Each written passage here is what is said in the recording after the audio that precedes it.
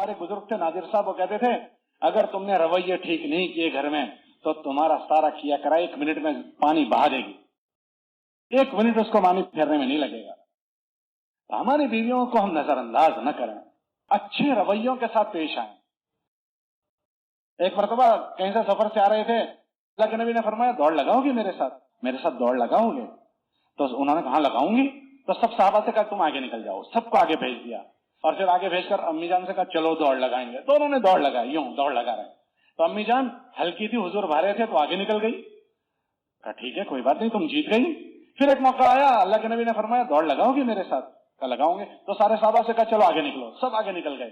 پھر گھر والوں سے کہنے لگے چلو دوڑ لگائی، اس وقت وہ بھاری ہو گئی تھی تو اللہ کے نبی آگے نکل گئے، تل کا بے تل کا اس کا بدلہ ہو گیا، اس وقت تو جیتی تھی آج میں جیت گیا۔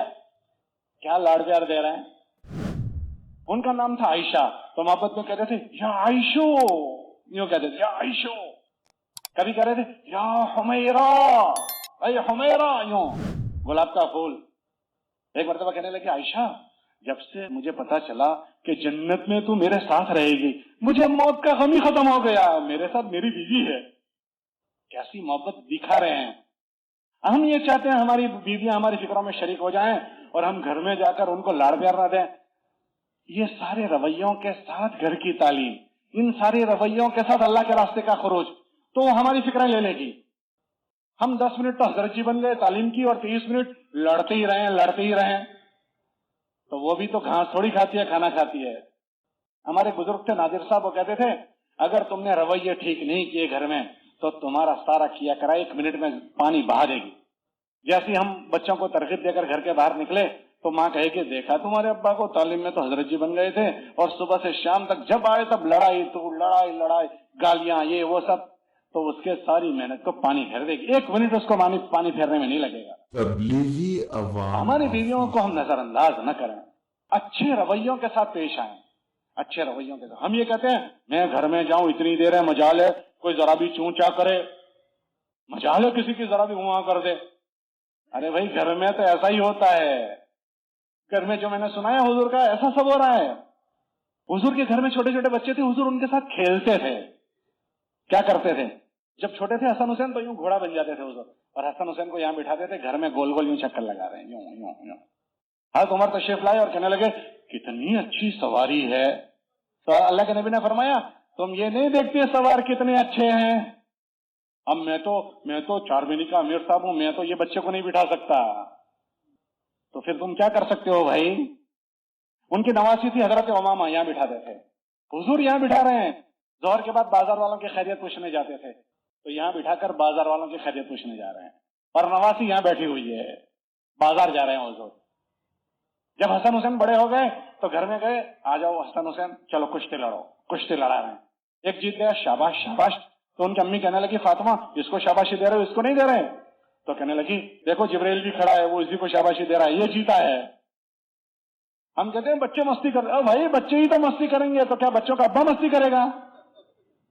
بھائی بچوں کا ابا مستی کرے گا؟ بچے ہی تو مستی کریں گے اور کون کریں گے؟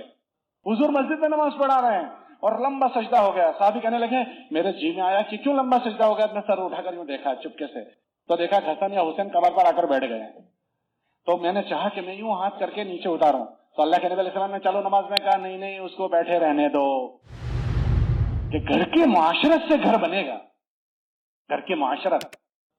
ہمارے بزرگ تھے وہ کہتے تھے جب تمہارے بچوں کے جوتے تمہاری سائز کے ہو جائیں، تمہاری جوتوں کے سائز کے، ان کو بچے سمجھ کر ضائع نہ کرو ڈانٹ ڈپٹ، بلکہ ان کو دوست بنا کر سنبھال لو۔ اگر تم نے ان کو دوست بنا کر نہیں سنبھالا، مسجد کے باہر بہت سارے لوگ کھڑے ہیں جو ان کو دوست بنا کر برباد کر دیں گے۔ اب یہ دوست بنانے کی اس کی عمر ہو گئی، اب جب چاہے تب گئے گھر میں، اب بھائی تو چلے میں نہیں گیا، تو پڑھنے نہیں گیا، تو اسکول نہیں گیا، یہ اب ٹارچر شروع ہو گیا۔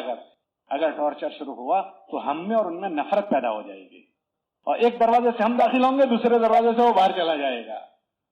نرمی سے دینا ہے، نرمی اور محبت سے۔ کتابوں میں آتا ہے اللہ جو چیز نرمی سے دیتے ہیں سختی سے نہیں دیتے۔ اللہ ما یعطی علی الرفق لا یعطی علی العنف، اللہ نرمی سے جو دیتے ہیں وہ سختی سے نہیں۔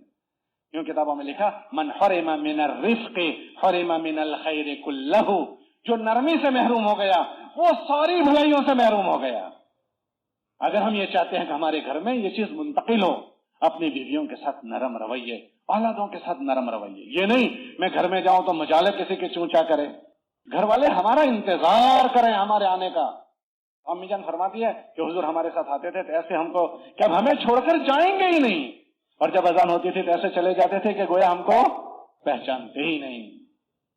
حضور روزانہ گھر والیوں کو 2 مرتبہ ٹائم دیتے تھے۔ کتنی مرتبہ؟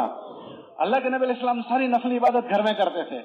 اشراق کی نماز حضور مسجد میں پڑھتے تھے، فجر سے لے کر اشراق تک مسجد میں ہوتے تھے۔ اشراق کے بعد ساری گھر والیوں کی خبر پوچھتے تھے کھڑے کھڑے، کیسی ہو کیسی ہو کیسی ہو کیسی ہو۔ پھر اس گھر میں چلے جاتے تھے جہاں حضور نے رات گزاری ہے، وہاں ہوتے تھے۔ ایک تو روزانہ صبح میں سب کی خیریت پوچھتے تھے، سب کو ٹائم دیتے تھے۔ پھر روزانہ عصر کے بعد اس گھر میں جا کر حضور بیٹھ جاتے تھے جس گھر میں رات گزارنی ہے۔ ساری گھر والیاں اس گھر میں آتی تھی اور حضور کے ساتھ باتیں ہوتی تھی۔ ہم نے وہاں زبیر صاحب کو دیکھا، وہاں انعام صاحب رحمۃ اللہ علیہ روزانہ عصر کے بعد گھر میں جاتے تھے، تو اس وقت تو سمجھ میں نہیں آتا تھا کہ عصر بعد کیوں جاتے ہیں۔ جب کتابوں میں پڑھا تب پتا چلا کہ حضور بھی عصر بعد گھر میں جاتے تھے۔ روزانہ ساری گھر والیاں آ کر بیٹھتی تھی، ورنہ اس گھر والی کا نمبر تو 11 دن بعد لگنا ہے، تو 11 دن تک چھٹی۔ روزانہ 2 مرتبہ خیریت پوچھتے تھے۔ تقاضے میں گھر تھوڑی بھول جانے کا ہوتا ہے، ورنہ گھر میں آگ لگ جائے گی۔ حضور امام الانبیاء ہے، ان سب کے ساتھ اپنے گھر میں یہ چیز۔ صحابہ فرماتے ہیں ہم نے آدھا دین امی جان سے سیکھا ہے، اچھے رویے گھروں میں رکھنا اور بچوں کو بھی اچھے رویوں سے لینا۔ اگر یہ رویے گھر میں زندہ ہو گئے پھر ان کو اللہ کے راستے کا خروج اثر کرے گا، گھر کی تعلیم اثر کرے گی۔ اس کے ساتھ اللہ کے راستے کا خروج کروائیں۔ جس طرح ہم مردوں کی فکر خروج سے بدلی ہے، ایک عورت کے ساتھ ہماری 10 مجلسیں ذہن سازی کی کرو ایک طرف، اور ایک مرتبہ کا 3 دن کا خروج ایک طرف۔ آپ تجربہ کر کے دیکھ لیں، ایک مرتبہ سمجھایا، 2 بار سمجھایا، 3 بار سمجھایا، 10 مرتبہ سمجھاؤ، اور اس خاتون کے ایک مرتبہ سیروزے لگ گئے تو ایک سیروزے جو اس کی فکر بدلتے ہیں ہماری 10 مجلسیں نہیں بدلتی۔ اس لیے موقع بموقع مستورات کے ساتھ ہمارا خروج ہو، ہم اہتمام سے اپنا اس کا اہتمام کریں۔ جب بچے چھوٹے ہیں تو ان کی تعلیم کا نظام کریں، بڑے ہو جائیں تو ان کو تبلیغ سمجھائیں، تو اس سے گھر محفوظ ہوگا۔ اللہ ہم سے ہماری دینداری پوچھیں گے، اور دوسرے نمبر پر اللہ ہم سے ہمارے بیوی بچے ہمارے ماتحت ہے اس کا پوچھیں گے، اور تیسرا ختم نبوت کی برکت سے ہمیں اللہ نے پوری دنیا کا ذمہ دار بنایا ہے۔ یوں فرمایا تم میں سے کوئی آدمی اس وقت تک مومن نہیں ہوگا جب تک اپنے بھائی کے لیے وہ چیز پسند نہ کریں جو اپنے لیے پسند کرتے ہیں۔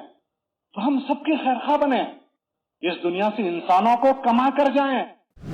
عمر ابن خطاب رضی اللہ تعالیٰ عنہ کو ان کی بہن نے کمایا، کیسی زوردار کمائی ہو گئی۔ اس زمانے میں آپ دیکھو، اس زمانے میں کیسے کیسے جیالے لوگوں نے کمائی۔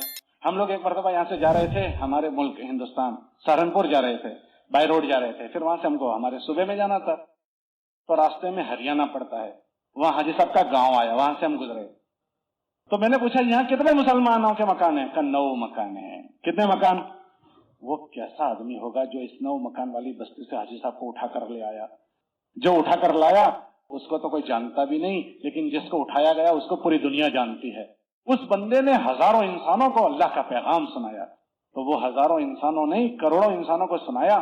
وہ سارا پیغام حاجی صاحب کو جیسے نامہ اعمال میں جائے گا تو دیکھنا یہ ہے کہ حاجی صاحب کو کون کما کر لایا تھا۔ حضرت عمر کو ان کی بہن کما کر لائی، تو بہن نہیں کر سکی جو عمر نے کیا ہے، تو حاجی صاحب کو کما کر لانے والا شاید اتنا نہیں کر سکا جو حاجی صاحب نے کیا ہے، تو کیا اس کو نہیں ملے گا جو ان کو کما کر لایا ہے؟ مولانا عمر صاحب فرماتے تھے ہم انسانوں کو کما کر اس دنیا سے جائیں، ہمارے نامہ عمل میں بھی اللہ کرے ایسے ہیرے آ جائیں جو حاجی صاحب جیسے ہوں۔